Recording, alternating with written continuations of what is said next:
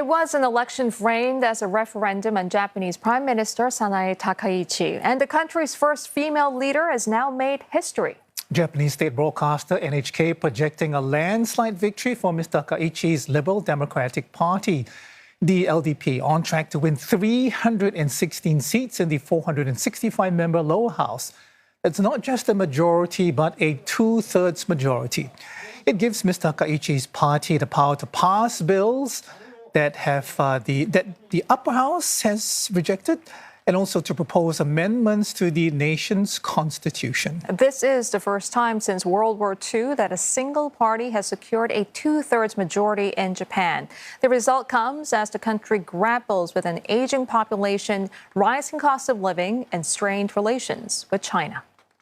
We're joined now by Sheila Smith, John E. Murrow Senior Fellow for the Asia-Pacific Studies at the Council on Foreign Relations. Dr. Smith, thank you so much for joining us on the show. So we've heard, what a supermajority or two-thirds majority can do, but I'm interested to know which are the areas, in which Mr. Takaichi has faced the most resistance and where she could, likely focus all her attention on at this point?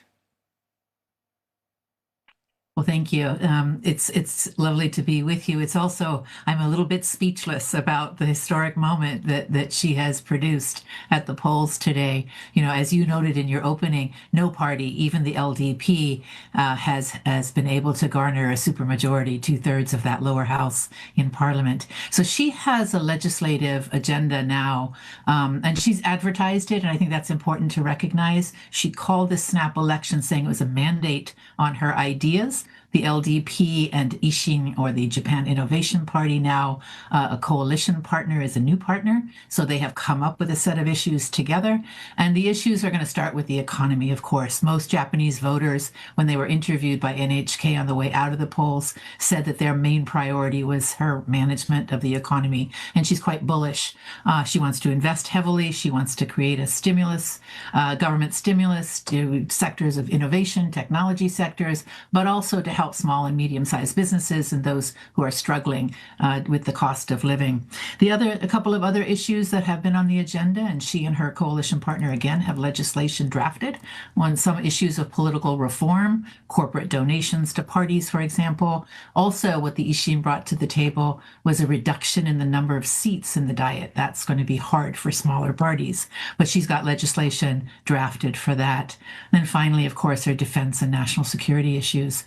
Really, she has been bullish on investing in the Japanese military, the self-defense forces. She's already accelerated spending to get them to 2% of GDP by the end of this fiscal year. And I suspect she'll announce a new goal by the end of the year when her defense and strategy reforms are completed. So those are the big ticket issues, I think. And we should expect her to move expeditiously now that she's got a lower house that really will be able to pass whatever she puts forward. Sure. And Doctor, you earlier pointed to the scale of victory, and it certainly marks a remarkable turnaround for the party. Given where the LDP was just, 2 years ago, what factors do you think came together to produce such a decisive outcome in this election? And how far did personality and image really drove this victory? Well, I think a lot of credit is due to Takaichi, as you suggest. I think she took a big gamble, and many in her party didn't think that the snap election was timed appropriately, nor had the party, really done enough to garner the confidence again of the Japanese voters. 2024, you saw the LDP lose 58 seats in a lower house election, a real setback, and put them in a minority position, and they had to really work hard to form a government from that minority position. Now they're on top of the world, so to speak. But she is very popular. Again, that NHK exit poll I referenced, the people who they talked to said 73% of them supported and approved of the prime minister and the direction she wanted to take Japan. But only 38% of them said they supported the LDP. So I think this is her win, her big win, and we'll wait and see whether she can really realize the goals that she's set. But clearly this is largely due to her. Dr. Smith, was Donald Trump's endorsement factor as well in her win? Or maybe I can reframe this. I mean, the Japanese voters go there and say, okay, we need to make sure we can get our exports to the US and who's best positioned, who gets along well, she's the person. I mean, do you think that that's a factor as well? You know, it's really hard to tell. And I wouldn't want to say yes or no here because we've never had an American president endorse a candidate this way just days prior to an election. Normally in democracies, we don't intervene that way. So it's unusual. And it's kind of hard to get a feel for how much that weighed on Japanese voters. Most voters, as I said, were very focused on domestic issues, on the economy, on the aging society, on defense even, but not necessarily on what the U.S. president said. I do want to say, though, it's really important for her because she will be traveling to the United States on March 19th. She'll meet with President Trump.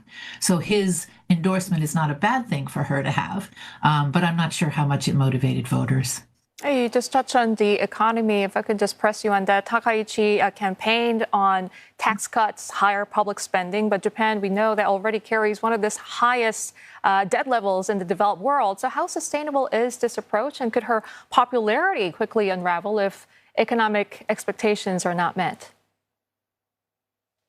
Absolutely. So the economy, it's the economy always. As you know, in a democracy, it's really important that Japanese citizens feel the impact of her promise. And her promise was twofold. One is that she would reduce the burden of taxes on them. And she had already cut the gasoline tax, right? And then she also has promised in her campaign to cut the consumption tax on food and other basic necessities. So I think she's promised tax cuts, but she's also promised that she's going to stimulate the economy, largely, again, as I mentioned, the tech sector, but also other parts of the sector. She was on the campaign trail saying, look, the cheap yen is not necessarily a bad thing for our economy. We have a lot of exports that will do well in the global economy, and I'll make sure that we're in a best position to use our trade to our advantage, to our economic advantage. But, you know, she's got to carry the private sector with her here. And so there's a little bit of a pull and push kind of dynamic going on between her government and Japan's companies. But I think we'll wait and see how she navigates the tensions there. And I'm wondering, Dr. Smith, how you think Japan's neighbors will be reacting to her win. Beijing, we know, will, I don't know, be a bit concerned about the result. She's not backed down. Takaichi is not backed down on the issue of Taiwan. She remains defiant. And some are actually, fearful that this could, mean something, deteriorating future relations, if you like. What is Takaichi's thinking, on this relationship? Because I can't imagine confrontation is something that she actually wants.